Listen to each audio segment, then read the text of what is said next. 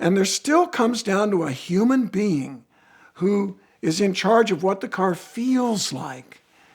Because I don't care how good an engineer you are, the computers don't tell you what it really feels like, although they're getting better and better.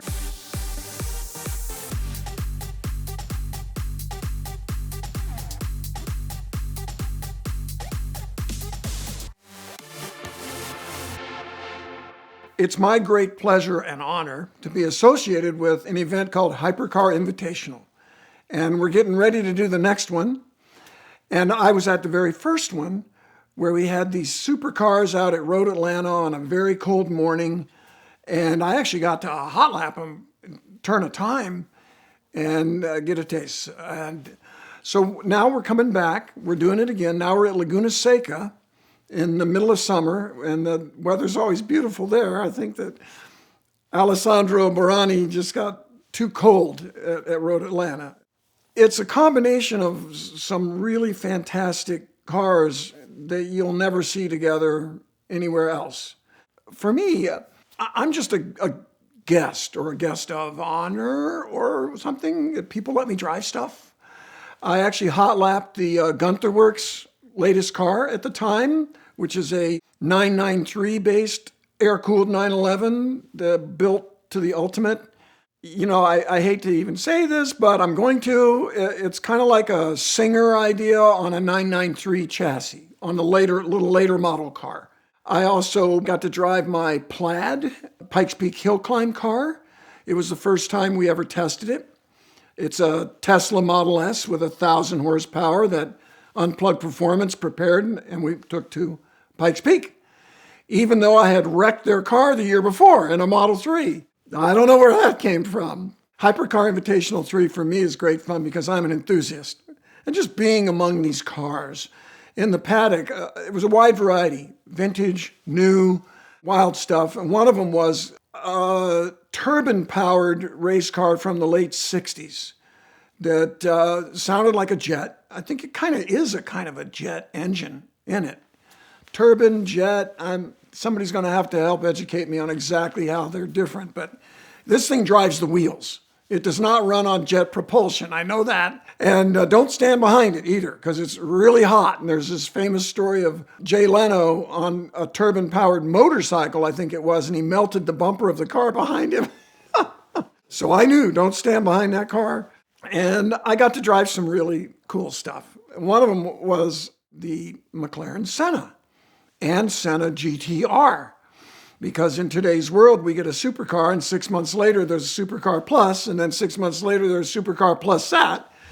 And I have a very interesting perspective, I think, on the Senna due to my experience with Motor Trend hot lapping these cars. McLaren's, for one, from the MP412C all the way up, 650S, 675, LT, there's so many names and numbers, I lose track. And the McLarens have been getting better and better as a race car. I drive them flat out like a race car. I will honestly say to you right here that that doesn't mean it's necessarily a better street car if you want to run it around on the road. But I know if it works on the racetrack, and they've been getting better and better. Until the Senna. If you watch my reports where I hot lapped the Senna, I was not a big fan. And neither were the other guys at Motor Trend that drove the car. It was unruly. I got out of the car and I'm sweating. It was a white knuckle car. It was a car that constantly had to be caught. It was loose. It oversteered, twitchy, just very difficult to carry speed through the corner. And I believe a car that handles well practically drives itself. And the Senna does not. You got to be on your toes, okay? So since that experience, I hot lapped, at least 3 of them for Motor Trend, and they were all like that. I'd get out sweating, and I found I turned my best lap time by zooming down the straight, braking hard, slow in the corner, just get it pointed, and then rocketing down the next straightaway, which just frankly is not as much fun as carrying speed through a corner. Then I got to drive some other Sennas, at Hypercar Invitational 3. One in particular that belongs to a friend of mine was so well behaved. It reminded me a lot more of the 720S, which is a pretty darn nice handling car, the ones I've driven. I got out of the car and I thought, I was expecting this wild beast that I'm riding, like Sting on that worm in Dune, the movie. But it was pretty nice. I didn't sweat. I didn't have butterflies like, oh my God, I might wreck this guy's car, but I'm going to go fast anyway because I want to turn the time. I went and I got the owner, who's a real sharp guy, knows his cars, drives well, and I talked to the guy that set it up, his mechanic. And they said, no, we didn't do anything unusual, I don't think. We just, made sure the wheels were pointed the right way. And so now I've driven enough of these other Sennas that I believe that McLaren, well, they're English, and I know that the English love oversteer. I've been dealing with manufacturer level cars and people from England, from the United Kingdom, long enough to know they love oversteer. Goodwood, look at Goodwood. The cars oversteer and they love it. And if they oversteered less, they would go faster. And I think that they set it up loose for me. In the racing world, there's this idea that you loosen a car up to make it faster. Loose is fast, Cole, from the old movies. Not for me. I say not in general, because I've won a lot of races beating cars that got loose. Anyway, this Senna was reasonably well behaved, and it created for me a new impression of the car. And I'm happy to have this VINWiki forum to come out and say it, that the cars I was driving when I tested for Motor Trend were way more twitchy and difficult to control at the limit than the customer cars that I've driven since. And I also got to hot lap a Senna GTR. We were doing it for charity. I drove several people around for charity because one of the things that Alex Barani does at the event is raise money for charity. It was one of those amazing situations where the owner of the car, Senna GTR, $1.3 million, I don't know, a lot. He was driving it. He's doing a good job. He gets out and he's like, well, I got to go. And here you go, Randy. Have a good time. Bye. And okay, I get in. We put in a patron of the charity and off I go. Nice car. It lots of downforce. They always talk about the Senna having downforce, but compared to a race car, it's still not that much. The GTR takes another step towards a race car, and it's more like a real race car in terms of its downforce. And one way that you can identify that as a driver is the car has way less grip in a slow corner. It's sketchy, it slides around. And then in the fast corners, the hands of God come out. So for me, at Hypercar Invitational 3, I learned that the Senna is probably a lot better than I thought it was. And that maybe the setup guys were trying to make this car handle like a race car driver would want it to handle. Why does a race car driver want a car to be twitchy? Because what do most race car drivers do before they drive a real race car? How do they grow up? Where do they start? Go-karts. Well, don't call them go-karts. Karts. They race karts. And karts have a solid axle. They have no differential, which means it's difficult. They don't want to turn. You got to make them turn. They have no differential because it's inexpensive. And the whole idea of karting is that it's an inexpensive way to start racing. So those cars have got to be set up kind of loose, kind of twitchy.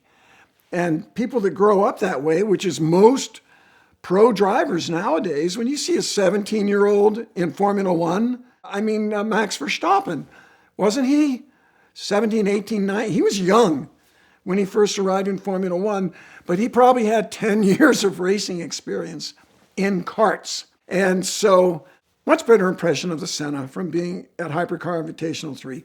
Also, guess what? I got to hot lap a Lexus LFA, which has become a very valuable car. I hot lapped them when they were new with Motor Trend, which is getting to be kind of a long time ago. A lot of hype behind the car. Sure, it was a very, very expensive car to build. and they weren't popular. Frankly, I didn't like the way they looked very much. They didn't look exotic enough to me. They weren't just plain pretty, like Ferraris almost always are. They're just so pretty. And McLarens look the part. You see a McLaren, you know, oh, that's a supercar. And the LFA was like, it's got a lot of angles. It's kind of busy. And driving the car, you can feel the personality of the setup guy. It's been so great to be dealing with people at the manufacturer level for a while through Motor Trend connections. And there still comes down to a human being who is in charge of what the car feels like. Because I don't care how good an engineer you are, the computers don't tell you what it really feels like, although they're getting better and better. They're getting better and better, I have to admit. And this Lexus was a little loose. And so the setup guy liked the car to be a little loose, a little free, a little busy. And I didn't like that. I get down in the middle of a corner, I want to roll the power on, feel that baby hook up, and drive off the corner. Because that's how you win races, that's how you go fast. And the Lexus it's a little busy, but so cool to get to drive one again. The brakes were better than I remembered. And it was just a privately owned car. And the mom wanted me to take her teenage son out for some laps. I get in, and I do this a lot with adults and teenagers. They get into some fast, expensive car with me. The first thing I say is, do not try to do this. Don't look at the speedometer and see 103 and go out there and try to do that. I know what I'm doing. I've done this for many years. So it was still an incredible opportunity, and that's what that event's about, is the amazing cars. They had a Zinger there, and unfortunately, I didn't get to drive it. I don't think it was running yet. And since then, some guy has gotten in the car and beaten my Senna lap record at Laguna Seca. I'm not surprised. Supercars, by their very nature, get closer and closer and closer to race cars, to racing prototypes. And the Zinger is a super cool car that just takes another step down that road. I mean, it is really exotic. In fact, you need to look at the subframes on that car. They're made with computer programs that mimic organics, and they look like a super close-up of a bone. Like the way calcium forms a bone, it looks like a matrix. It's fascinating. And it turns out, guess what? In nature and in mechanics, this is the lightest, strongest material. Like a bone or a bird bone, which is a really good example. You want something that's light and strong, look at a bird. They couldn't fly otherwise. For an enthusiast, it really is, it's a slice of heaven. I got to hot lap the GT2 RS again, and they each have a different personality. And it gives me appreciation for how the car is set up by Frank Wiesman, the PR guy in North America at Porsche. This guy knows what he's doing. And I got to ride in a Bugatti, a Chiron. I didn't get to drive it. So that's one thing I'm missing. So maybe at the next Hypercar, which we're doing again in June at Laguna, maybe I can finally get in a Bugatti of any sort. I haven't driven a Veyron. I just rode in the Chiron or whatever the latest. And a beautiful place to be for somebody who loves cars. We'd like to thank Patrick Adair Designs for their support of the VINWiki channel this month. Patrick and his team create some of the most amazing rings you've ever seen out of the most interesting materials on Earth, and I guess from space at times, because they do also use meteorites and superconductors and all this crazy stuff, interesting metals, even at times parts from broken exotic cars. This one was made out of some carbon fiber and some aluminum from the barrel of a broken LP640 wheel off a car I used to own. This year we're going to do some more exotic car part collaborations with different ring ideas, so be sure to stay tuned for that. You've also seen Patrick sitting right here in this chair telling some of his best car stories, and he'll be back to tell some more. Patrick has also documented his journey of entrepreneurism and some of their ring projects on his own YouTube channel, as well as some of his amazing car projects. So check them out and visit them at the link in the description below. Use the code VINWIKI20 for a 20% discount, and thank them for their support of VINwiki.